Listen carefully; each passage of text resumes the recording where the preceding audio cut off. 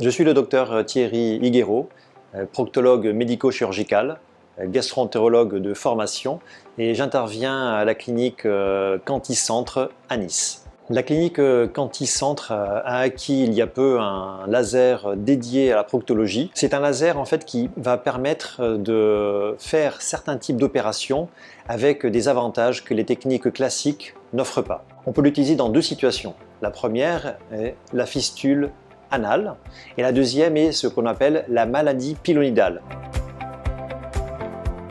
La maladie pilonidale est la complication du sinus pilonidal, c'est-à-dire son infection. Beaucoup de gens ont un sinus pilonidal qui se présente sous forme d'une petite fossette qu'on a au niveau de la raie des fesses. On ne sait pas trop pourquoi ça vient, on pense que certaines personnes ont ça dès la naissance, mais qu'également il va y avoir une complication qui va survenir soit parce que les gens vont être trop souvent assis sur leurs fesses, ou alors qu'ils vont avoir une pilosité vraiment trop importante, voire un manque d'hygiène.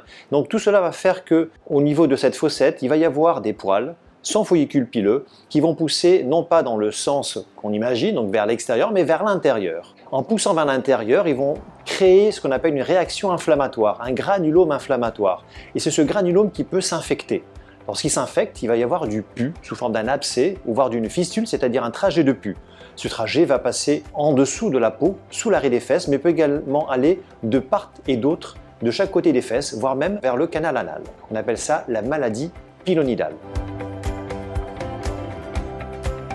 Jusqu'à présent, la technique la plus faite, tout du moins en France, est la technique de mise à plat large. Elle consiste à retirer l'ensemble du sinus pilonidal et pour cela, on va créer une plaie de part et d'autre de la raie des fesses, emportant l'ensemble des tissus infectés. C'est une technique très efficace, mais bien évidemment, cela va nécessiter une cicatrisation qui est longue, 2 à 3 mois en général, parfois plus, avec des soins qui ne sont pas vraiment douloureux, mais qui sont pénibles, avec un arrêt de travail au minimum de 1 mois.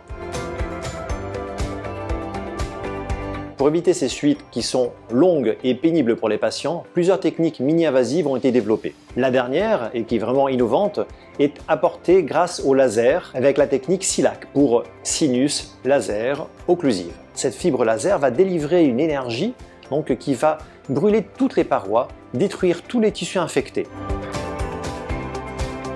Les suites pour le patient sont extrêmement simples avec un arrêt de travail qui est de quelques jours, voire pas d'arrêt de travail en fonction de la taille bien évidemment du sinus pilonidal infecté. Les soins vont consister à faire des irrigations, c'est-à-dire une injection d'eau mélangée à de la bétadine par un infirmier tous les jours pour nettoyer tous les tissus qui ont été brûlés.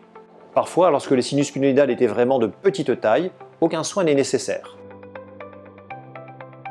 Les complications sont vraiment rares et minimes, il peut y avoir des petits saignements, des douleurs, rarement des infections. Cette technique a déjà été évaluée depuis plusieurs années et plus récemment par une équipe française à l'hôpital Saint-Joseph.